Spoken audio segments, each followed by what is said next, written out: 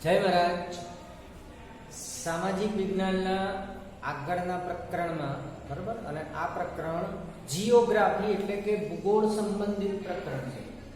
બરાબર, પ્રકરણનું નામ છે પ્રકરણ 5 પ્રાકૃતિક પ્રકોપો.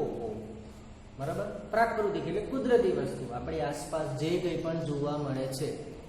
બરાબર, પશુ પંખી જીવજંતુ મનુષ્ય નદી ઝરણા તળાવ સાગરો મહાસાગરો, આ બધી એક પ્રકારની કુદરતી રચના છે, પ્રકૃતિની એક રચના છે. આપણી આસપાસનું વાતાવરણ, આપણી આસપાસનું પર્યાવરણ. પ્રકોપ એટલે સીધી ભાષામાં ગુસ્સો, હા કે ના? બરાબર, પરંતુ આ બધી પ્રકૃતિની સરસ મજાની રચના છે.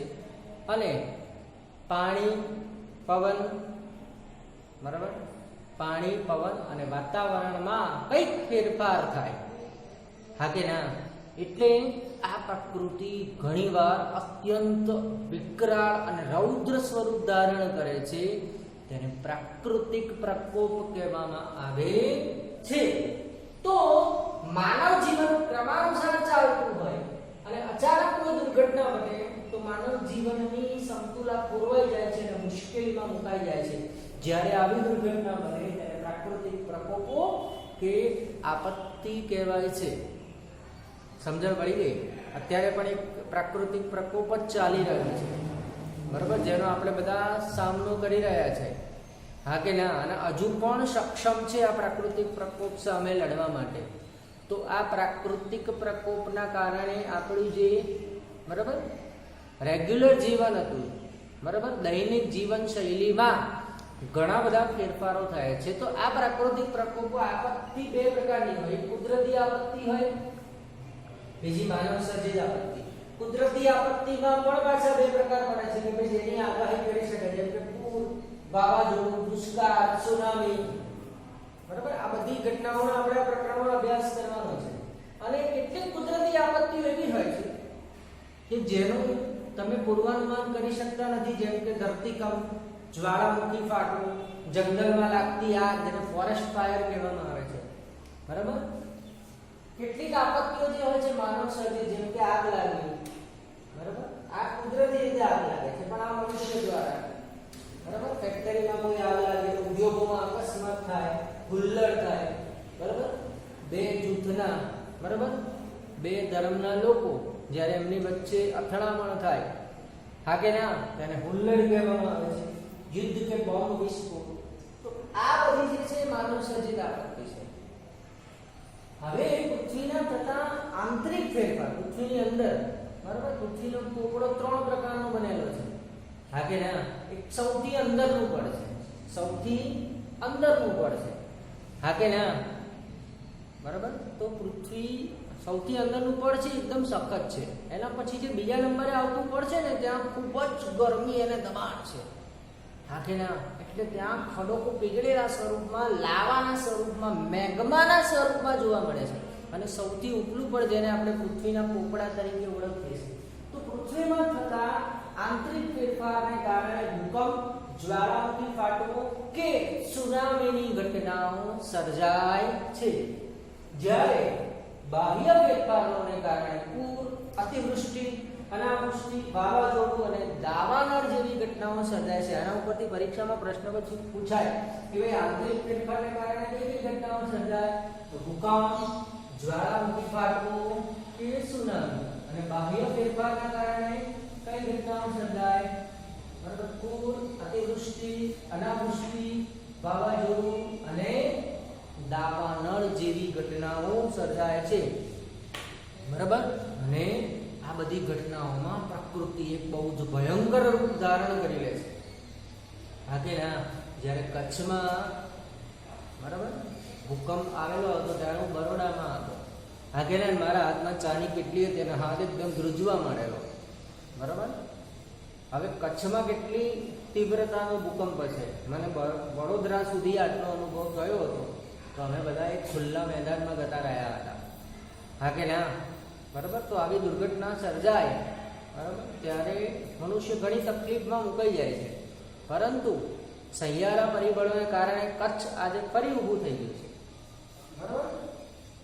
તો આપણે પહેલું પ્રાકૃતિક છે ભૂકંપ, ભૂ એટલે જમીન, કંપ એટલે ધ્રુજારી થવી, કંપન થવું, વાઇબ્રેટિંગ થવું. હા કે ના? સીધી ભાષામાં શું કહેવું? તો ધરતી ધ્રુજવી, સીધી અને સરળ ભાષામાં એને ભૂકંપ કહેવાય, ધરતીકંપ કહેવાય, અંગ્રેજીમાં એને અર્થક્વેક કહેવામાં આવે છે. બરાબર? તો હવે એની વ્યાખ્યા, તો પૃથ્વીનું જે પેટાળ હોય છે, હા કે ના? પૃથ્વીના પેટાળમાં થતા ઝડપી ભૂસંચલન, બરાબર, ઝડપી ભૂસંચલન અને દબાણના કારણે, બરાબર, દબાણના અહીં એક શબ્દ લખવામાં આવ્યો છે, કારણે, દબાણના કારણે પૃથ્વીની સપાટીનો અમુક નબળો ભાગ આકસ્મિક વેગ એટલે ઝડપ, હા કે આકસ્મિક વેગથી ધ્રુજી ઉઠે છે, જેને ભૂકંપ કે ધરતીકંપ કહેવામાં આવે છે. હા કે ના? બરાબર? તો હવે આ ભૂસંચલન એટલે શું? તો પૃથ્વીની આંતરિક ગરમી, બરાબર, અંદર કઈ એવી ઘટના થાય, હિલચાલ થાય, આંતરિક ગરમી અને દબાણના કારણે ખડક દ્રવ્યોના સ્વરૂપમાં ઝડપથી પ્રસરણ અને સંકોચન થાય છે, જેથી જમીનના કવચમાં હલનચલન અનુભવાય, એને ભૂસંચલન કહેવામાં આવે છે. હા કે ના? બરાબર? તો આ જે પૃથ્વી જે છે આપણી, બરાબર, એ ત્રણ પ્લેટો, ત્રણ પ્રકારની પ્લેટોની બને છે. આ પ્લેટો જ્યારે એકબીજા સાથે ઘસાય છે, હા કે ના, કંઈક આંતરિક હિલચાલ થાય, બરાબર, ખૂબ જ ગરમી અને દબાણ ઉત્પન્ન થાય, બરાબર, અને આકસ્મિક વેગથી પૃથ્વી ધ્રુજવા માંડે છે, તેને ભૂકંપ એટલે કે અર્થક્વેક કહેવામાં આવે છે. ભૂકંપના જે ઉદ્ભવ સ્થળેથી ભૂકંપના મોજા પેદા થાય છે તેને ભૂકંપ કેન્દ્ર, બરાબર, અહીંયા બે વ્યાખ્યાઓ આવશે, આના પછીની વ્યાખ્યા આવશે ભૂકંપ નિર્ગમન કેન્દ્ર. એ શું છે એ સમજો. તો ભૂકંપ કેન્દ્ર એટલે શું? તો ભૂકંપના જે ઉદ્ભવ સ્થળેથી ભૂકંપના મોજા પેદા થાય તેને ભૂકંપ કેન્દ્ર કહેવાય છે, અને બરાબર, તેને ભૂકંપ કેન્દ્ર કહેવાય છે, જે મોટે ભાગે પૃથ્વીની સપાટીની નીચે પૃથ્વીના પેટાળમાં હોય છે. ભૂકંપના મોજા ચારે બાજુ ફેલાતા કેટલાક મોજા ભૂસપાટીને પણ અસર કરે છે, અને આ આંતરિક ભૂસંચલનને કારણે ભૂકંપની ભયાનક ઘટના સર્જાય છે. બરાબર? તો આગળ આપણે ભૂકંપ નિર્ગમન કેન્દ્ર એટલે શું, હા કે ના, ભૂકંપ આલેખક એટલે શું, ભૂકંપની તીવ્રતા કઈ રીતે જાણી શકાય, અને ભૂકંપના પ્રકારો અને તેની વિનાશક અસરો. બરાબર? કોઈ પણ કુદરતી ઘટના સર્જાય એટલે સમજો એની પાછળ નુકસાન પણ થાય છે, અને સાથે સાથે એની પાછળ એક ફાયદાની ઘટના પણ હોય છે. બરાબર? કંઈક ફાયદા માટે પણ કુદરતી પ્રકોપની ઘટના સર્જાય છે.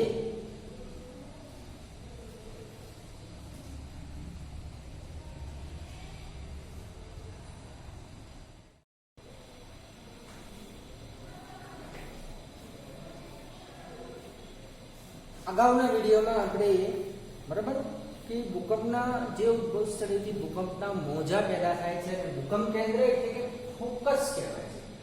બરાબર? હવે એપિસેન્ટર એટલે શું? બરાબર, ભૂકંપ નિર્ગમન કેન્દ્ર.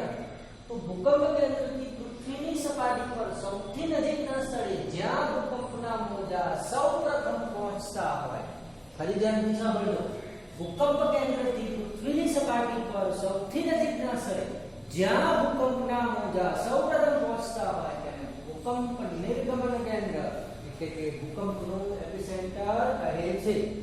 બરાબર? એટલે માનો કે ભૂકંપનું કેન્દ્ર અહીંયા આગળ છે, આ કેન્દ્ર છે, ફોકસ છે, અને અહીંયા નજીક, બરાબર, આ ભૂકંપનું કેન્દ્ર છે, અને અહીંયા નજીકમાં ભૂકંપના મોજા પહોંચતા હોય, બરાબર, તેને ભૂકંપ નિર્ગમન કેન્દ્ર કહેવામાં આવે છે, એપિસેન્ટર કહેવામાં આવે છે. તો ભૂકંપ કેન્દ્ર પૃથ્વીની સપાટીથી 700 કિલોમીટર દૂરના વિસ્તારમાં હોય છે. બરાબર? ભૂકંપની સૌથી વધુ અસર ભૂસપાટી પરના નિર્ગમન કેન્દ્રના વિસ્તારમાં સૌથી વધુ અનુભવાય છે, અને તેનાથી જેમ જેમ દૂરના સ્થળે જઈએ, બરાબર, તેમ તેમ એ અસર કેવી થાય છે? ઓછી થતી જાય છે. પૃથ્વીનું આ પરીક્ષામાં પૂછાય કે પૃથ્વીનું કેન્દ્ર બિંદુ ભૂસપાટીથી લગભગ કેટલા કિલોમીટર દૂર જેટલું છે? આટલા કિલોમીટર, 6375 કિલોમીટર જેટલું જ દૂર છે. કોઈ પણ પ્રદેશમાં થતા ભૂકંપની અસર ભૂકંપના વેગ એટલે કે ઝડપ પર આધારિત હોવાથી તેનું ઉદ્ગમ સ્થાન અને તીવ્રતા જાણવા માટે એક સાધન ઉપયોગ થાય છે જેને સિસ્મોગ્રાફ એટલે કે ભૂકંપ આલેખક કહેવામાં આવે છે અને ભૂકંપ આલેખકની મદદથી આપણે ભૂકંપનું ઉદ્ગમ સ્થાન અને ભૂકંપની તીવ્રતા જાણી શકીએ છીએ બરાબર બીજું ભૂકંપની તીવ્રતા કયા એકમમાં મપાય તો એ છે રિક્ટર સ્કેલ એકમમાં મપાય અને ભૂકંપનો અભ્યાસ કરતા વિજ્ઞાનને સિસ્મોલોજી કહેવાય છે આ બધું પુસ્તકમાં નહીં આપેલું સિસ્મોગ્રાફનો એક મુખ્ય ભાગ હોય છે બરાબર આનું તમને ઇમેજ પણ મોકલીશ કે સિસ્મોગ્રાફ કઈ કેવા પ્રકારનું હોય છે અત્યારે તમે એની ફક્ત રચના જાણી તો સિસ્મોગ્રાફનો એક ભાગ લટકતું લોલક હોય છે તેનો ઉપરનો એક છેડો સ્તંભ સાથે બાંધેલો હોય છે અને બીજો છેડો હલનચલન માટે છૂટો રહે છે અને તેની સાથે એક પેન જોડેલી હોય છે કે તીવ્રતાને માપે કાગળ ઉપર બરાબર બીજો છેડો નળાકાર કે જેની આસપાસ બરાબર નળાકાર એટલે તમને ખબર પડે છે ને નળાકાર કે જેની આસપાસ કાગળ અથવા ગ્રાફ ઉગાડેલો હોય છે જે તેને સ્પર્શ કરતો હોય એટલે ભૂકંપની તીવ્રતાને આમાં માપે તે પેન હલે બરાબર ભૂકંપના સમયે કંપનને પ્રમાણે નળાકાર પર મૂકેલા કાગળ પર નાની મોટી રેખાઓ અંકિત થાય છે અને એના આધારે એની તીવ્રતા નક્કી થાય છે ભૂકંપના પ્રકારમાં અને કારણો પહેલો છે વિભંગજન્ય ભૂકંપ બરાબર એને સ્તરભંગ ભૂકંપ પણ કહેવામાં આવે છે તો આ કઈ રીતે થાય છે આ પુસ્તકમાં આપેલું છે ફક્ત કારણો અને પ્રકારો જ આપેલા છે ત્રણ પ્રકાર પણ આપણે એનો થોડું વધારે ઊંડાણમાં અભ્યાસ કરીશું વિભંગજન્ય ભૂકંપ એટલે શું કે ભાઈ ભૂગર્ભમાં થતા ભૂસંચલનના કારણે ખડક સ્તરોમાં દબાણ પેદા થતા બરાબર ખડક સ્તરોમાં દબાણ પેદા થતા ખડક દ્રવ્યોમાં બરાબર એ શબ્દ લઈ ગયો છે દબાણ પેદા થતા ખડક દ્રવ્યોમાં પ્રસરણ કે સંકોચનના કારણે ખડકો તૂટે છે અને ભૂકંપ અનુભવાય છે અને વિભંગજન્ય કે સ્તરભંગ ભૂકંપ ખાસ કરીને હિમાલય અને આલ્પ્સ બરાબર દુનિયાની સૌથી મોટી પર્વતમાળા જેને ગણવામાં આવે છે અને પર્વતમાળાઓમાં આ પ્રકારનો ભૂકંપ અને બરાબર દક્ષિણ આફ્રિકાની ખીણોમાં પણ આ પ્રકારનો ભૂકંપ અનુભવાય છે હજુ બે પ્રકાર આપણે બાકી છે બરાબર એનો પણ આપણે આગળ અભ્યાસ કરીશું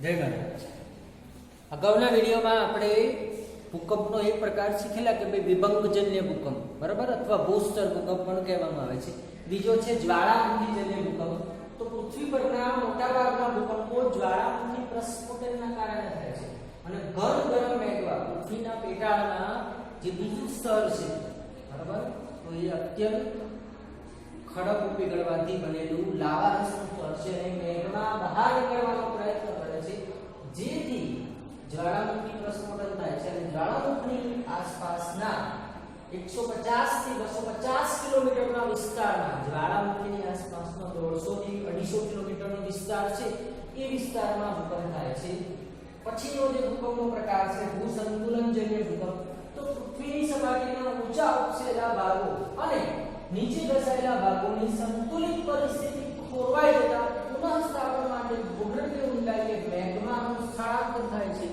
જેથી ખડક સ્તરોમાં ભૂકંપ થાય છે તો આ થયા ભૂકંપના કારણો હવે ભૂકંપની વિનાશક અસરો કયા કયા પ્રકારની ભૂકંપની વિનાશક અસરો થાય છે બરાબર તો ઘણા બધા માણસોના મૃત્યુ થાય છે હા કે ના ઘણા બધા માણસોના મૃત્યુ થાય છે એ સાથે સાથે બરાબર મોટી મોટી બહુમાળી મકાનો પણ જમીનદોસ્ત થઈ જાય છે બરાબર સડકોમાં ભંગાણ પડે છે બરાબર વીજળીની વ્યવસ્થા ખોરવાઈ જાય છે અને દરિયામાં જો ભૂકંપ આવે તો ઊંચા ઊંચા મોજા ઉછળે છે જેને સુનામી કહેવામાં આવે છે અને ખૂબ જ જાનમાલની ખુવારી થાય છે બરાબર આ થઈ ભૂકંપની વિનાશક અસરો બરાબર તમારા પુસ્તકમાં એક પ્રશ્ન આપે છે કે ભાઈ તમારા નજીકના વિસ્તારમાં ભૂકંપ આવે તો તમે કઈ રીતે તેમને મદદરૂપ થશો બરાબર તો પહેલું કામ શું કરીશું કે ભૂકંપગ્રસ્ત લોકો છે એના માટે રહેઠાણની વ્યવસ્થા કરીશું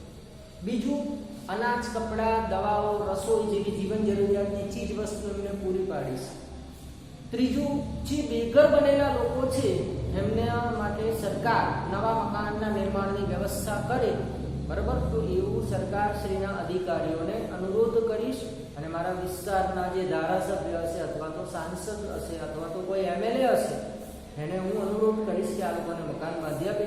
અને તમને જાણીને આશ્ચર્ય થશે કે પ્રધાનમંત્રીની જે યોજના છે કઈ ઇન્દિરા આવાસ યોજના, એ આવા બેઘર બનેલા લોકો અને જેમના મકાનો, બરાબર, તો કુદરતી આફતની નીચે નાશ પામ્યા છે, હા કે ના, બરાબર. તો એવા લોકોને રહેઠાણની વ્યવસ્થા ઇન્દિરા આવાસ યોજના દ્વારા સરકાર પૂરી પાડે છે. તો આવી યોજનાનો લાભ તેમને અપાવીશ, બરાબર. પછી કાટમાળમાં દટાયેલ કે ઘવાયેલ વ્યક્તિઓને બહાર કાઢીને તેમની સારવાર કરીશ. અને કાટમાળમાંથી મને કોઈ એવી સામગ્રી, કિંમતી સામગ્રી મળે તો સરકારનો જે અધિકારી હશે એને હું એ સોંપીશ. સાથે સાથે સૌથી મહત્વની વાત કે ભાઈ શક્ય બને તો ઓછા વ્યક્તિઓ હોય અને મારું મકાન જો બહુ જ મોટું હોય, બરાબર, મારો મોટો બંગલો હોય, તો આવા ભૂકંપગ્રસ્ત વ્યક્તિઓને હું મારી સાથે રાખીશ, તેમને સાંત્વના આપીશ, ધીરજ આપીશ અને હિંમત આપીશ. ધીરજ રાખવાનું જણાવીશ, કેમ કે આવા વ્યક્તિઓને હિંમતની ખાસ જરૂર છે, બરાબર. મારા કુટુંબમાં જ એક કિસ્સો બનેલો કે ભાઈ મારા એક દૂરના કાકા હતા, અંજાર મુકામે રહેતા હતા, બરાબર. જીઈબીમાં નોકરી કરતા હતા, આખી જિંદગી નોકરી કરી, બરાબર. અને જે દિવસે ભૂકંપ આવ્યો એના 3 દિવસ પહેલા જ એમના મકાનનું વાસ્તુ કર્યું અને એમની નજર સામે વિધિન 1 મિનિટ કરતાં પણ ઓછા સમયમાં એમનું 25 લાખનું મકાન જમીનદોસ્ત થઈ ગયું અને કાકાને એટેક આવ્યો. એટલે આવા લોકો ડરી ગયેલા હોય છે. અને ડરી ગયેલા લોકોને, હા કે ના, ડરી ગયેલા લોકોને ખાસ કરીને હિંમત આપવાની જરૂર છે. ભૂકંપ આવે ત્યારે શું કરવું આ પણ ધ્યાનમાં રાખવું કે ભાઈ ખુલ્લા મેદાનમાં જતા રહેવું, હા કે ના, સમજણ પડે છે. ઘરમાં કોઈ ખૂણો હોય તો ખૂણો પકડી લેવો, બરાબર. ના હોય તો આમ માથું રાખીને સૂઈ જવું, જેથી કરીને તમારું, બરાબર, તમારું માથું બચી જશે તમારું, બરાબર, હા કે ના. તો આ ખાસ ધ્યાનમાં રાખવું. તો ભૂકંપ વખતે રાખવામાં આવતી સાવચેતીઓ પણ ખાસ જરૂરી છે. ઓકે. ભૂકંપની વિનાશક અસરો એનાથી બચવા માટે કચ્છમાં 2001માં 26મી જાન્યુઆરીના રોજ જે ભૂકંપ આવ્યો હતો એ 6.8 થી 6.9 રિક્ટર સ્કેલની તીવ્રતાવાળો ભૂકંપ આવ્યો હતો અને આ ખૂબ જ વિનાશક ભૂકંપ હતો, બરાબર. પરંતુ લોકોના સહિયારા પ્રયત્નોથી અત્યારે કચ્છ ફરી પાછું ઊભું થઈ ગયું છે. કચ્છ, ભચાઉ અને અંજાર અને ગાંધીધામ આ 4 વિસ્તારોમાં ભૂકંપ ખૂબ જ ભયાનક આવ્યો. બીજો પ્રાકૃતિક પ્રકોપ છે, બીજી કુદરતી ઘટના છે જ્વાળામુખી, જેને વોલ્કેનો કહેવામાં આવે છે. તો જ્વાળામુખી પ્રસ્ફોટન એટલે પૃથ્વીની સપાટીના નબળા ખડક સ્તરોમાં ફાટ કે છિદ્ર પાડીને પેટાળમાંથી ગરમ લાવા રસ, રાખ, વરાળ તથા બીજા દ્રવ્યો જોરદાર ધક્કા અને અવાજ સાથે અથવા ધીમે ધીમે શાંતિથી બહાર આવવા લાગે છે. તે પ્રક્રિયાને જ્વાળામુખી પ્રસ્ફોટન કહેવામાં આવે છે. અલાસ્કાના એલિસિયન ટાપુઓ પર આવેલા પૃથ્વીની સપાટી પર રહેલા જ્વાળામુખીનો પ્રારંભિક કિસ્સો અત્યંત દાહક પીગળેલ ખડકો, રાખ અને વાયુનો બનેલો હોય છે, જે સપાટીની નીચે હોય છે. અને જ્વાળામુખીના ફેરફારના કારણે બહાર નીકળેલા પથ્થરના કારણે પર્વતો રચાય છે, જેને જ્વાળામુખી પર્વત કહેવામાં આવે છે. હવે આ જ્વાળામુખી થવાના 4 કારણો. પહેલું કારણ છે કે પૃથ્વીના પેટાળનું તાપમાન. તો પૃથ્વીના પેટાળનું તાપમાન ખૂબ જ વધારે અત્યંત ગરમ હોય છે. કેમ કે એમાં રેડિયમ, થોરિયમ અને યુરેનિયમ જેવા કિરણોત્સર્ગી દ્રવ્યો હોય છે અને એ દ્રવ્યોના કારણે પૃથ્વીનું પેટાળ અત્યંત ગરમ રહે છે. બીજું કારણ છે પ્રવાહી મેગ્માની ઉત્પત્તિ. તો જમીન સપાટીના નબળા સ્તર રચનાવાળા વિસ્તારોમાં કોઈ કારણસર ઉપલા ખડક સ્તરોનું દબાણ ઓછું થતા પેટાળની ગરમીના કારણે ખડક પદાર્થો પીગળે છે અને લાવા રસ મેગ્મામાં ફેરવાય છે. ત્રીજું કારણ છે વાયુ અને વરાળનો ઉદ્ભવ. તો મેગ્માના પદને વિસ્તરણ થતા તેમાં રહેલી ગરમીથી વાયુ ઉદ્ભવે છે અને ખડક સ્તરોની ફાટો દ્વારા નીચે ઉતરેલું પાણી મેગ્માના સંપર્કમાં આવતા વરાળમાં રૂપાંતર થાય છે. આ ઉપરાંત મહાસાગરનું પાણી પણ ખડક સ્તરોની ફાટમાં પ્રવેશતા, બરાબર, તેનું પણ વરાળમાં રૂપાંતર થાય છે. હા કે ના? ચોથું જે કારણ છે બરાબર, અને જ્વાળામુખીના પ્રકારો આપણે આગળના વિડીયોમાં અભ્યાસ કરીશું. જય મહારાજ.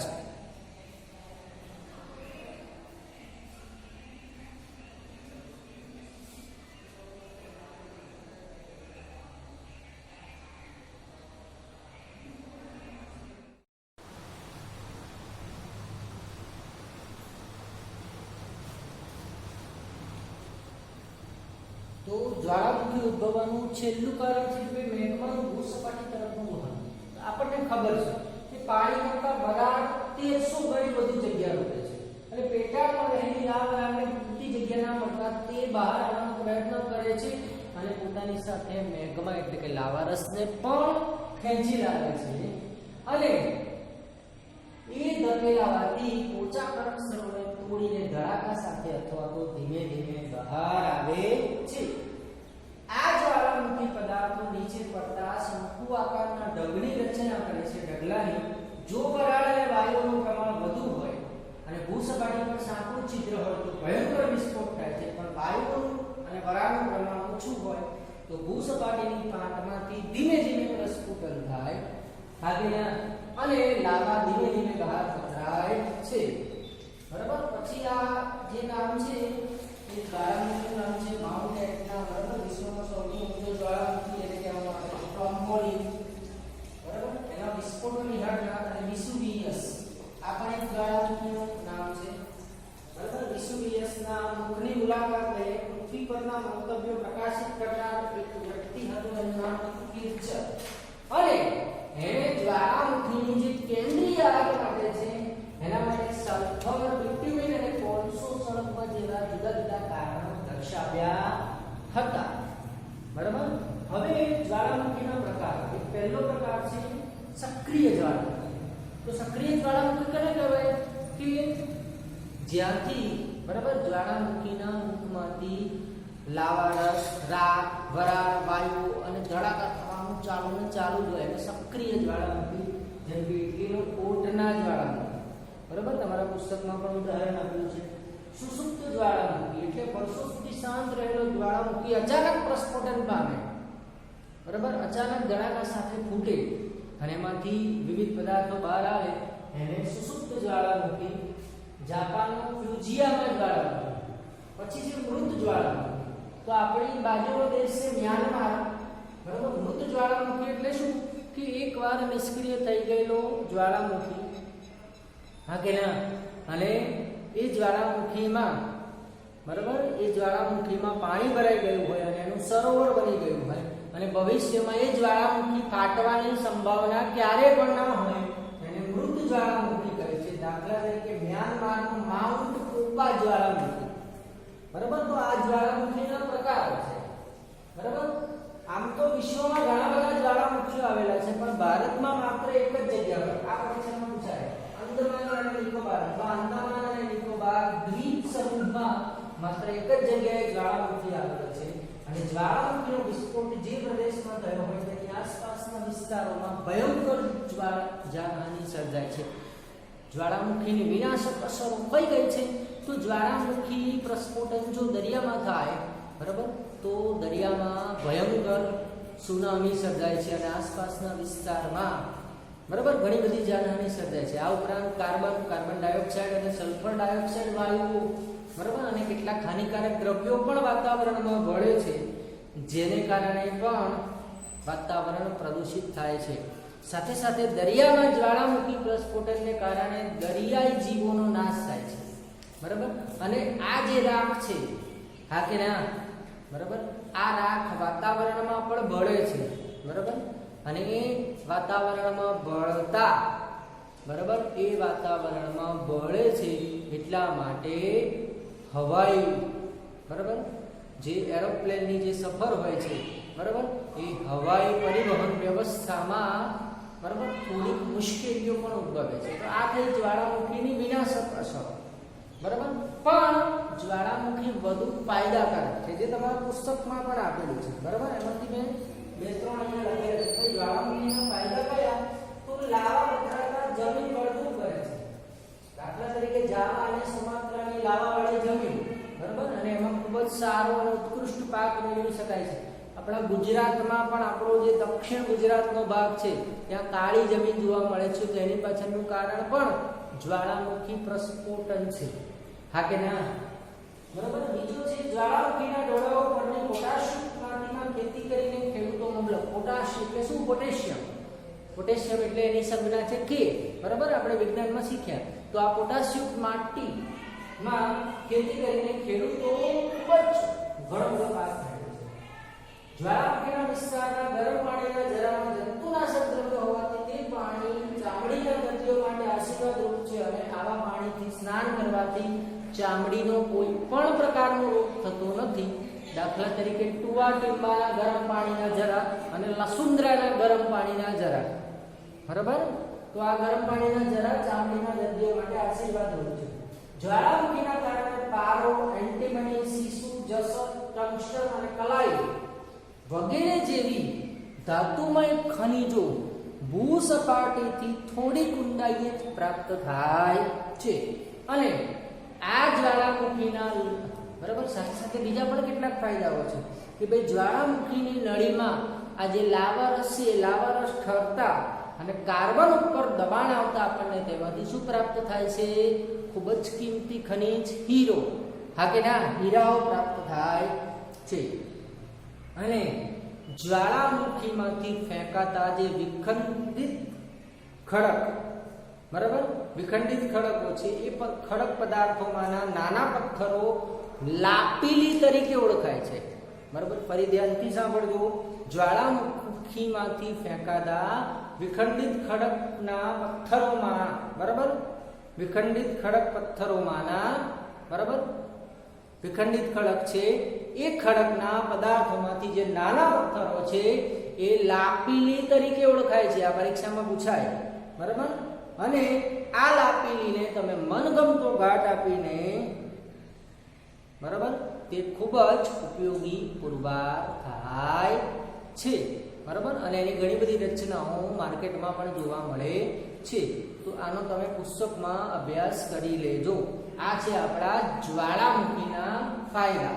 તો હવે પછીની આપણે એક બીજી પ્રાકૃતિક ઘટના સુનામી, બરાબર, દુષ્કાળ, અનાવૃષ્ટિ, વાવાઝોડું, પૂર, દાવાનળ અને ભૂસ્ખલનનો અભ્યાસ કરીશું. જય મહારાજ.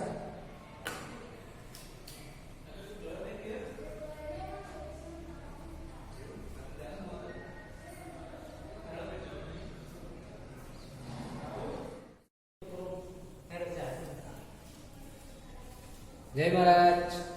કેમ છો? મજામાં? ચલો, ગઈકાલે આપણે ભૂકંપ અને જ્વાળામુખી, બરાબર, આ બે ઘટનાઓ વિશે શીખેલા. બરાબર. તમારા પુસ્તક પર એક પ્રશ્ન છે કે ભાઈ તમને જ્વાળામુખી પ્રદેશમાં રહેવું ગમે કે નહીં? હવે ભૂકંપ અને જ્વાળામુખી ફાટવો, જ્વાળામુખી પ્રસ્ફોટન, આ બે ઘટનાઓ એવા પ્રકારની ઘટનાઓ છે કે જેનું પૂર્વાનુમાન શક્ય નથી. બરાબર. હવે પ્રશ્ન પર આવીએ કે ભાઈ તમને જ્વાળામુખી પ્રદેશમાં રહેવું ગમે કે નહીં? તો હા, જ્વાળામુખી પ્રદેશમાં રહેવાથી ઘણા બધા ફાયદા થાય છે. કયા કયા ફાયદા થાય છે? બરાબર. તો લાવાની જે કાળી જમીન છે એ ખેતી માટે લાભકારી છે. હા કે ના? બરાબર. પછી, બરાબર, જે ઊંચા ડોળા ઉપરની જમીન હોય, બરાબર, અને પોટાશયુક્ત માટીના કારણે ખેતીનો મબલક પાક મેળવી શકાય છે. હા કે ના? બરાબર. આ ઉપરાંત ગંધક, સુરોખા, પારો, એન્ટીમની, સીસુ, જસર, કલાઈ, બરાબર, જેવા દ્રવ્યો પણ મળે છે, જેવી ધાતુઓ પણ મળી આવે છે. બરાબર. જે ખૂબ જ કિંમતી ખનિજો કહેવામાં આવે છે. બરાબર. હા કે ના? આ ઉપરાંત, બરાબર, જ્વાળામુખીના વિસ્તારમાં જે ગરમ પાણીના જરા હોય છે એમાં જંતુનાશક દ્રવ્યો હોવાથી તે ચામડીના દર્દીઓ માટે આશીર્વાદરૂપ છે. બરાબર. આ ઉપરાંત જ્વાળામુખીના વિસ્તારના આસપાસમાંથી આપણને હીરા પણ મળી આવે છે. બરાબર. અને વિખંડિત પથ્થરો લાપેલી તરીકે ઓળખાય છે. બરાબર.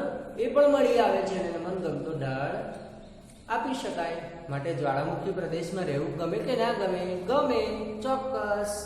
તો હવે પછી આપણી બહુ જ અગત્યની ઘટના જેનું નામ છે સુનામી. બરાબર. એમાં ટી સાયલેન્ટ વર્ડ છે. અંગ્રેજીમાં સાયલેન્ટ વર્ડ એટલે એ લખાય ખરો પણ એને બોલાય નહીં. બરાબર. તો સુનામી જાપાની ભાષાનો શબ્દ છે. એમાં સુનો અર્થ થાય છે સુ એટલે બંદર અને નામી એટલે મોજા. બંદર ક્યાં હોય? દરિયા કિનારે હોય. હા કે ના?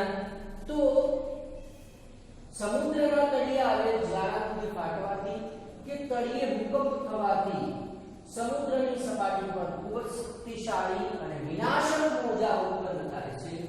આ મોજાને સુનામી કહેવામાં આવે છે. આ એક પ્રકારનું વાવાઝોડું છે. આ સમજો બરાબર. હા કે ના? એક પ્રકારનું પવનનું તોફાન જ છે.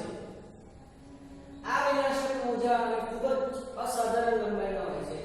સુનામી મોજાની લંબાઈ આશરે 700 થી 1600 કિલોમીટરની હોય છે અને તે ખૂબ જ ઝડપથી અને લાંબુ અંતર કાપનાર હોય છે. તેથી જ તે ખૂબ જ મોટી દુર્ઘટના હોનારત સર્જે છે.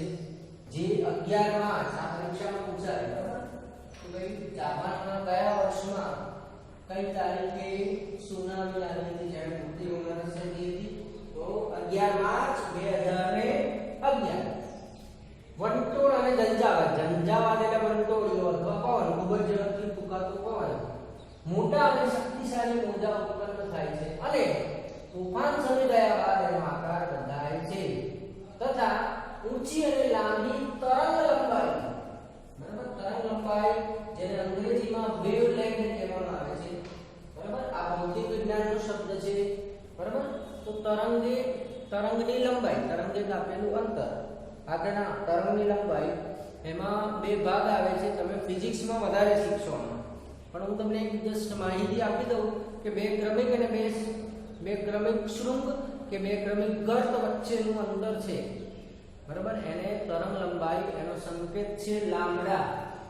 બરાબર. લામ્બડા એનો સંકેત છે. બરાબર. આની વિડિયો ફાઇલ પણ મને મોકલી છે. એનો સંકેત છે લામ્બડા. બરાબર. એને લેમ્બડા પણ કહેવાય છે. ઓકે. તો આ એનો સંકેત છે. બરાબર. તો ખૂબ જ ઊંચી તરંગ લંબાઈના મોજા બને છે. આ મોજા સમુદ્ર કિનારે ઉછાળા રૂપે રહે છે અને ઉદ્ભવ સ્થાનથી દૂર સુધી હજારો કિલોમીટરનું અંતર લાવે છે. આ પ્રકારના મોજા જ્યારે સમુદ્ર કિનારે પહોંચે છે ત્યારે ભારે નુકસાન કરે છે. તેને પ્રલયકારી એટલે વિનાશ સર્જે. બરાબર. પ્રલય એટલે એક પ્રકારનો વિનાશ. કોઈ વખતે સમુદ્ર કિનારે ઊંચી જગ્યા પરથી મોટો ખડક કે હિમશિલા, બરાબર, બરફની શિલા, હિમશિલા એકાએક સમુદ્રમાં તૂટી પડે છે અને તેનાથી પ્રલયકારી મોજા, તો સુનામી પણ ખૂબ જ ભયંકર કુદરતી પ્રકોપ છે. બરાબર. હવે તમારા પુસ્તકમાં એક પ્રશ્ન આપેલો છે કે ભાઈ તમારું ઘર દરિયા કિનારે હોય અને સરકાર દ્વારા તમને સુનામીની સૂચના આપવામાં આવે તો સ્વ બચાવ માટે તમે શું કરશો? તો તમારા વિસ્તારમાં સુનામી આવે તો આપણે પહેલામાં પહેલું કામ શું કરવાનું? ભાઈ કિંમતી સામાન જે જરૂરી છે એ માલ સામાન લઈને આપણે કોઈ ઊંચા સ્થળે જતા રહીશું. પછી કેટલાક લોકોને એવો શોખ હોય છે કે ભાઈ સુનામીના મોજા જોઈએ તો મજા આવે. હે ના, જ્યારે સુનામી આવે ત્યારે એના મોજાનો આનંદ માણવાનો. બરાબર. એને જોવાની જોવાની નહીં, એને જોવાનો મોહ રાખવો નહીં. બરાબર. સુનામી આવે એટલે ફટાફટ આપણે નીકળીએ, કોઈ સલામત સ્થળે પહોંચી જવાની આશા રાખવાની. બરાબર. સુનામીની વધારે જાણકારી મેળવવા કે સૂચના મેળવવા દૂરદર્શન, રેડિયો, બરાબર, અત્યારે તો મોબાઈલ, ઇન્ટરનેટ માધ્યમથી હા કે ના આપણને જાણકારી મળી શકે છે. અને સુનામીથી બચવા સમાજસેવી સંસ્થાઓએ ઊભી કરેલી વ્યવસ્થાનો લાભ લઈશ તો આપણે આવા પ્રયત્નો કરીશું તો આપણે સુનામીથી બચી શકીશું. ઓકે. ચાલો હવે પછીનો જે આપણો કુદરતી પ્રકોપ છે એ છે પૂર. પૂર એટલે ફ્લડ. પૂર શબ્દ જૂના અંગ્રેજી શબ્દ ફ્લૂડ પરથી આવેલો છે, જે જર્મનિક ભાષા જેવું લાગે છે. કેવી ભાષા જેવું લાગે છે? જર્મનિક લેંગ્વેજ. ધી ફ્લડ શબ્દનો અર્થ સનાતન પાણીનો કદ. કદ એટલે રોકેલી જગ્યા. કદ વધારાનો ઉલ્લેખ કરે છે, જેનું વર્ણન બાઇબલમાં એક લેખ આવે છે જેનેસિસ. બરાબર. એ જેનેસિસમાં બાઇબલમાં કરવામાં આવ્યું છે.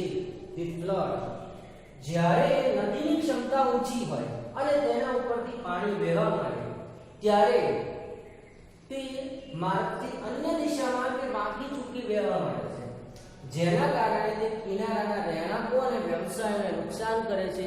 એને પૂર આવ્યું એમ કહેવાય છે. ટૂંકમાં પૂરની વ્યાખ્યા કે નદીઓમાં એકાએક અચાનક ધસમસતા પાણીના પ્રવાહને પૂર કહેવામાં આવે છે. તો હવે પછી આપણે પૂરના કારણો, બરાબર, ભારતમાં કયા કયા વિસ્તારમાં પૂર આવ્યું હતું અને પૂરના ફાયદાઓ, તેમજ દુષ્કાળ, વાવાઝોડું, બરાબર, દુષ્કાળ, વાવાઝોડું અને ભૂસ્ખલન તેમજ દાવાનળનો અભ્યાસ કરીશું.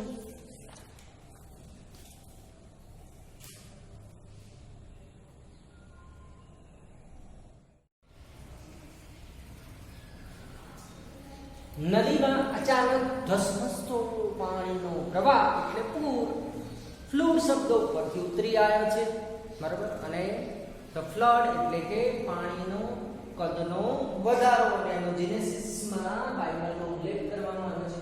હવે પૂર આવવાના કારણો, પહેલું કારણ કે ભાઈ ચોમાસામાં નદીના ઉપરવાસમાં એટલે ઉપરના ભાગમાં ધોધમાર વરસાદ પડે તો પૂર આવે છે. બીજું, કોઈ નદી પરનો બંધ તૂટે ત્યારે નદી કિનારાના તેમજ નીચાણવાળા વિસ્તારમાં પૂર આવે છે.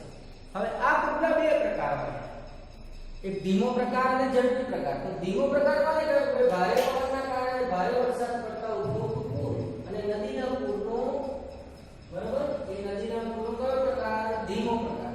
જ્યારે ગરમીના કારણે, બરાબર, ધ્રુવીય પ્રદેશ કે બરફવાળો વિસ્તાર હોય અને બરફ ઓગળવા માંડે અને એને કારણે પડેલું પૂર છે, ઝડપી પ્રકાર કહેવાય.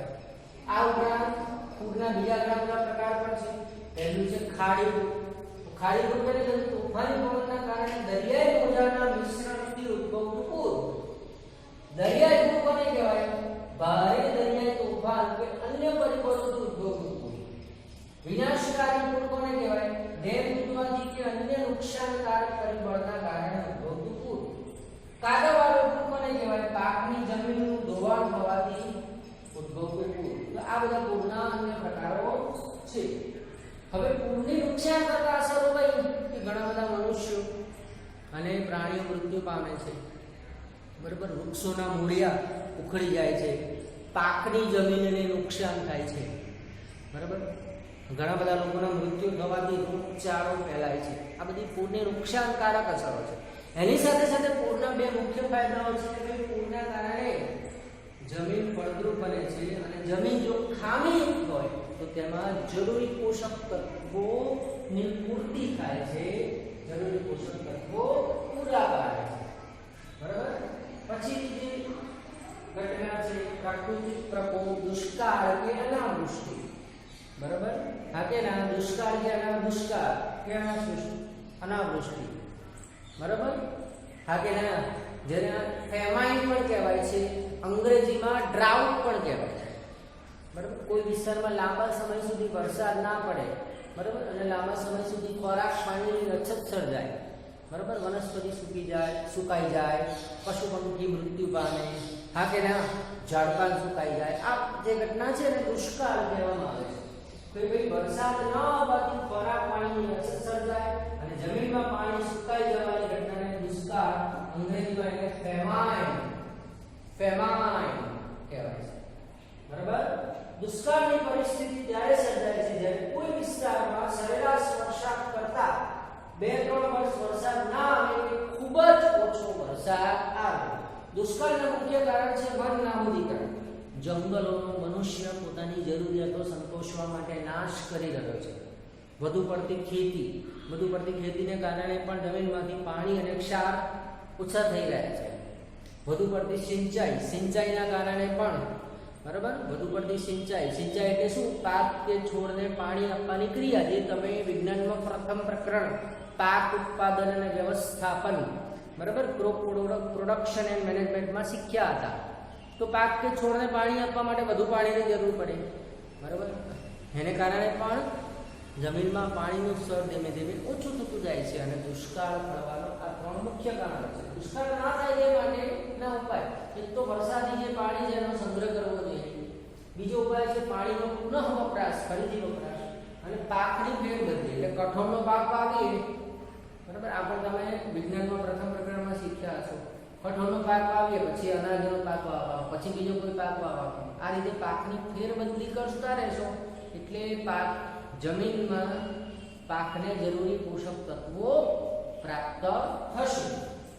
બીજું કે ભાઈ વધુ વૃક્ષો વાવવા અને વાતાવરણને પ્રદૂષિત થતું અટકાવવાથી દુષ્કાળની ઘટના સામે લડી શકાય છે.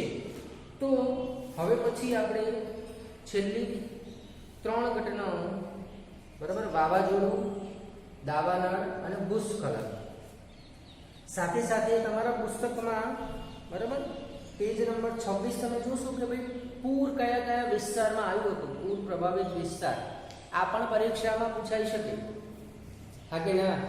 જો તમે જોઈ શકતા હો તો જોઈ શકો છો, બરાબર. તો હું તમારી સામે વાંચી દઉં છું કે ભાઈ 1978માં ગંગા અને યમુના નદીમાં પૂર આવ્યું હતું અને એમાં પૂર પ્રભાવિત વિસ્તાર હતો ઉત્તર ભારત. 1979માં મચ્છુ નદી, મચ્છુ ડેમ તૂટી ગયો હતો.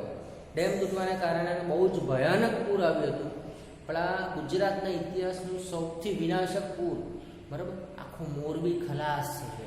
મોરબીના બધા ઉદ્યોગો પડી ભાગેલા અને ઘણા બધા લોકો અને પશુઓ મૃત્યુ પામ્યા હતા. તો મોરબી શહેરમાં આવ્યું હતું 2006માં. તાપી નદી, બરાબર, પૂર પ્રભાવિત વિસ્તાર સુરત. વર્ષ 2008 કોશી નદીમાં પૂર આવ્યું હતું અને પૂર પ્રભાવિત વિસ્તાર બિહાર હતો. તો આવી કુદરતી ઘટનાઓ, કુદરતનો કહેર જ્યારે સર્જાય છે ત્યારે માણસ એની સામે લાચાર બની જાય છે. આપણે કશું જ કરી શકતા નથી. અત્યારે પણ જે મહામારી ચાલી રહી છે એ કુદરતનો એક પ્રકોપ છે, બરાબર. જય માતાજી.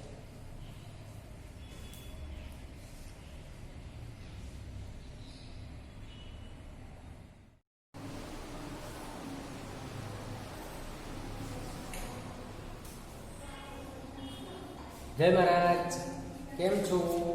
ચલો હવે આગળની જે ઘટના છે એને વાવાઝોડું, સાયક્લોન કહેવામાં આવે છે, બરાબર. તો વાવાઝોડું તો એક પવન દ્વારા ઉદ્ભવતું તોફાન છે કે જે ચક્રવાત અને વંટોળ તરીકે પણ ઓળખાય છે, બરાબર. વાવાઝોડું એ દરિયામાં ઉદ્ભવતું એક પ્રકારનું વાવાઝોડું કે તોફાન છે. એ દરિયામાં ઉદ્ભવતી ઘટના છે જે દરિયામાંથી ઉત્પન્ન થઈને જમીન તરફ ધસી આવે છે. જોરથી ફૂંકાય છે. સામાન્ય રીતે દરિયા કિનારાના વિસ્તારોમાં વંટોળ સર્જાય છે જેના કારણે હવામાં થતું હલનચલન વેગ પકડે છે અને તોફાન બની જાય છે, બરાબર. પણ આ હવાના તોફાનો મર્યાદિત સમયગાળામાં અને મર્યાદિત વિસ્તારમાં જ અસર કરે છે, બરાબર. હા કે ના? હવે એ અલગ અલગ નામે ઓળખાય કે ભાઈ જાપાન અને મેક્સિકોના અખાતમાં એ હરિકેનના નામે ઓળખાય છે, બરાબર. જાપાન ચીન પાસેના સમુદ્રો અને ફિલિપાઇન્સના ટાપુઓમાં ટાઇફૂન તરીકે ઓળખાય છે, બરાબર. ઓસ્ટ્રેલિયાના વાયવ્ય કિનારા પાસે જો ચક્રવાત સર્જાય તો એ વિલીવિલીના નામે ઓળખાય છે. યુએસએ, યુનાઇટેડ સ્ટેટ્સ ઓફ અમેરિકામાં એક ટોર્નેડો તેમજ વંટોળના નામે ઓળખાય છે. ચક્રવાત એ દબાણના તફાવતના કારણે થતી વાતાવરણીય ઘટના છે. હવે ચક્રવાતનું જે કેન્દ્ર છે ને એમાં હલકું દબાણ ઉત્પન્ન થાય અને કેન્દ્રની બહાર છે ને એ ભારે દબાણ સર્જાય છે, બરાબર. તમે વિજ્ઞાનમાં ચક્રવાત વિશે વધુ ઊંડાણમાં અભ્યાસ કરશો.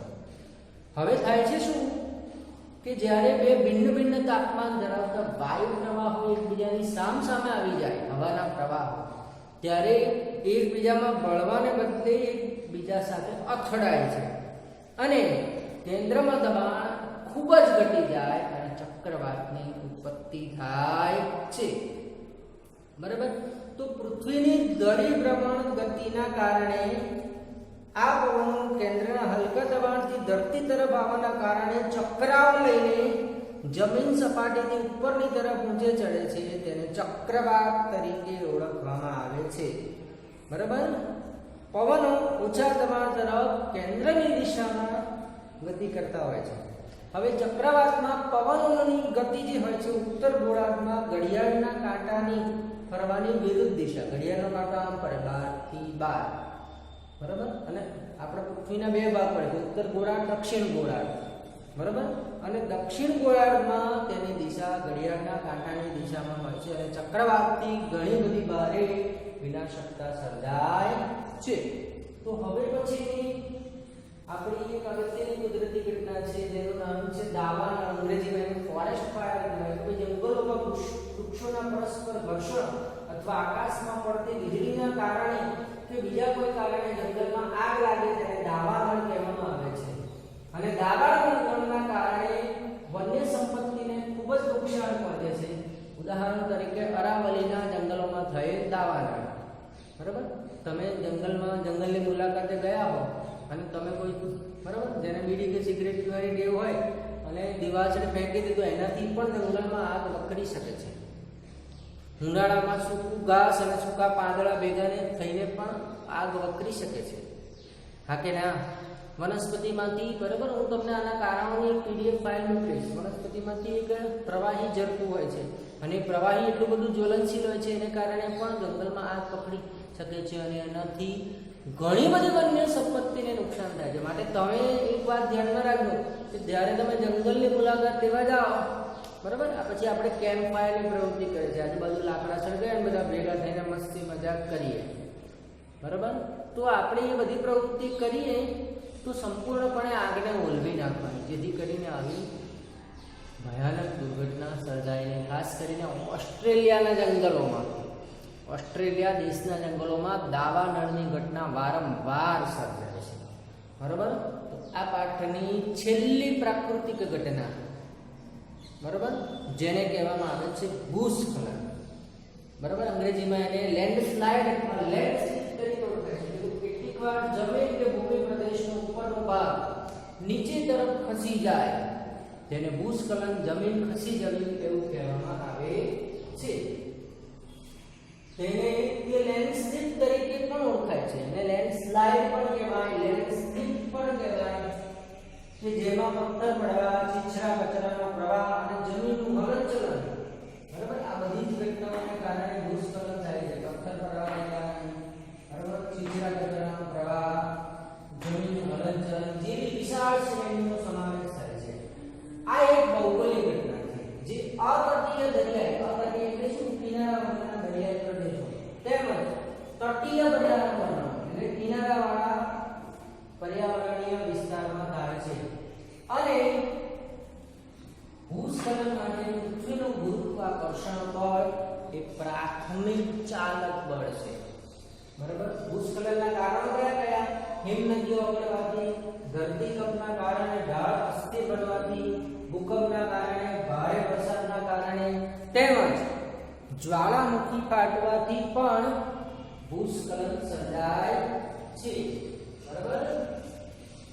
હા, જ્વાળામુખી ફાટવાને કારણે પણ ભૂસ્ખલન સર્જાય છે, બરાબર. અને તમારા પુસ્તકમાં ખાલી જગ્યામાં એક વાક્ય પૂછાઈ શકે કે ચોમાસામાં, બરાબર, ચોમાસામાં ભારે વરસાદના કારણે, ભારે વરસાદના કારણે, બરાબર, કોંકણ રેલવે વ્યવહાર ખોરવાઈ જાય છે, બરાબર. કોંકણ રેલવે વ્યવહાર ખોરવાઈ જાય છે, બરાબર. આ કોંકણ રેલવે એક રેલવે સાથે જોડાયેલી આનુષંગિક કંપની છે જે ખાસ કરીને દરિયા કિનારાના વિસ્તારોમાં રેલવે માર્ગનું નિર્માણ કરવામાં, બરાબર, મુંબઈ અને બેંગ્લોર વચ્ચે, હા કે ના, અને મેટ્રો રેલવે, જે કોલકાતામાં મેટ્રો રેલવે ફરે છે, એનું નિર્માણ કરવામાં આ કોંકણ રેલવેનો એક વિભાગ છે, હા કે ના, બરાબર. આ કોંકણ રેલવે જોડાયેલી છે. અત્યારે હાલમાં જમ્મુ કાશ્મીર વિસ્તારમાં કોંકણ રેલવેનું ભગીરથ કાર્ય, મોટું કાર્ય હાથમાં લઈ રહ્યા છે એ લોકો. અને આની શરૂઆત 1998માં થઈ હતી, બરાબર. આની પણ PDF ફાઇલ મોકલી. તો અહીંયા તમારું પ્રકરણ 5 પૂર્ણ થાય છે. પ્રકરણ 3, 4 અને 5, બરાબર. પ્રકરણ 3, 4 અને 5, બરાબર. પ્રકરણ 5 નું સ્વાધ્યાય પૂરું કરી દેજો, બરાબર. સ્વાધ્યાયમાં બીજો એક પ્રશ્ન મારા ધ્યાનમાં રહી ગયો છે. ભૂસ્ખલન કેવા વિસ્તારમાં કે જ્યાં વધુ પડતો ભૂકંપ થતો હોય અને જ્યાં વધુ વરસાદ પડતો હોય એવા વિસ્તારમાં ભૂસ્ખલન વધુ થાય છે, કેમ કે વધારે વરસાદ પડવાથી અને ભૂકંપના કારણે ખડકો તૂટે છે, જમીનની સપાટી પરના, બરાબર, પથ્થરો તૂટે છે, ખડકો તૂટે છે અને જમીન ખસે છે, બરાબર. પાન નંબર 28 પર એક પ્રશ્ન આપેલો છે કે ભાઈ વાવાઝોડું ત્રાટકવાનું હોય, બરાબર. જ્યારે તમારા વિસ્તારમાં વાવાઝોડું ત્રાટકવાનું હોય, બરાબર, ત્યારે સંદેશા વ્યવહારની સૂચના પ્રમાણે શું કરીશું? પહેલામાં પહેલું કામ શું કરવાનું કે ભાઈ સલામત સ્થળે જતું રહેવાનું. બીજું કામ શું કરવાનું? બરાબર, કે આપણા ઘરમાં વીજ પુરવઠાની વિદ્યુતનો પુરવઠો એની મેઇન જે સ્વિચ હોય એ મેઇન સ્વિચ બંધ કરવાની, બરાબર. ઘરની જે કિંમતી વસ્તુઓ છે એ કિંમતી વસ્તુઓને સલામત જગ્યાએ આપણે મૂકી દેવાની, બરાબર. ઘરમાં ખોરાક અને પાણીનો પૂરતો જથ્થો ભેગો કરી દેવાનો. રેડિયો, ટીવી અને અન્ય સરકારી માધ્યમો દ્વારા, બરાબર, જે સૂચનાઓ આપવામાં આવે એનું ચુસ્તપણે પાલન કરવાનું, અફવાઓથી ગભરાવાનું નહીં. અને વાવાઝોડું પૂર્ણ થયા બાદ રાહત અને બચત કાર્યમાં આપણે આપણો પૂરતો સહયોગ આપવાનો. તો વાવાઝોડાથી બચવા આપણે આવા બધા ઉપાયો કરીશું, બરાબર. તો પ્રકરણ 5 નું સ્વાધ્યાય પણ તમારે તમારી નોટમાં લખવાનું છે. પ્રકરણ 3, 4, 5 નો ટેસ્ટ આવતા અઠવાડિયામાં નહીં પણ બરાબર એના પછીના નેક્સ્ટ વીકમાં લેવામાં આવશે. પ્રકરણ 3, 4, 5 નો ટેસ્ટ, બરાબર. આવતા વીકમાં 27મી તારીખે સામાજિક વિજ્ઞાન અને 28મી તારીખે વિજ્ઞાનનો જે ટેસ્ટ છે એની તૈયારી બરાબર કરજો. પ્રકરણ 1 થી 4 ના વિડીયો બરાબર જોઈ લેજો, બરાબર. હું બુધવારે વિજ્ઞાન અને સામાજિક વિજ્ઞાન બંનેનો એક વિડીયો અપલોડ કરીશ, બરાબર. એમાં વિજ્ઞાનનું પ્રકરણ 3 અને 4 નું રિવિઝન કરાવવામાં આવશે અને સામાજિક વિજ્ઞાનના પ્રકરણ 1 થી 4 માં કેટલાક પ્રશ્નો હું કાઢીને તમને આપીશ. એટલા પ્રશ્નો તમે તૈયાર કરજો, પણ વિડીયો બધા જોઈ લેજો. ખાસ મારી નમ્ર વિનંતી કે બધા જ વિડીયો મારા ભાઈઓ બહેનો, મારા ઢીંગલાઓ જોઈ લેજો. 27મી તારીખે તમારો સામાજિક વિજ્ઞાનનો ટેસ્ટ છે, 25 ગુણનો રહેશે, જે સરકાર તરફથી પેપર મળશે. અને 28મી તારીખે વિજ્ઞાન, અને બંનેમાં 4 પ્રકરણ છે. સામાજિક વિજ્ઞાનનો પહેલો ટેસ્ટ છે 27મી તારીખે, 28મી વિજ્ઞાન છે. તો બધા જ વિદ્યાર્થીઓને મારા બેસ્ટ લક, બરાબર. પ્રકરણ 1 સામાજિક વિજ્ઞાનમાં પ્રકરણ 1, 2, 3, 4 અને વિજ્ઞાનમાં પ્રકરણ 3 અને 4 ના બધા જ વિડીયો હું ફરી એકવાર ગ્રુપમાં મોકલીશ આવતીકાલે, એટલે કે રવિવારે બધા જ વિડીયો તમારે જોઈ લેવાના છે. કાલે સામાજિક વિજ્ઞાનના મોકલીશ પ્રકરણ 1 થી 4 ના, બરાબર.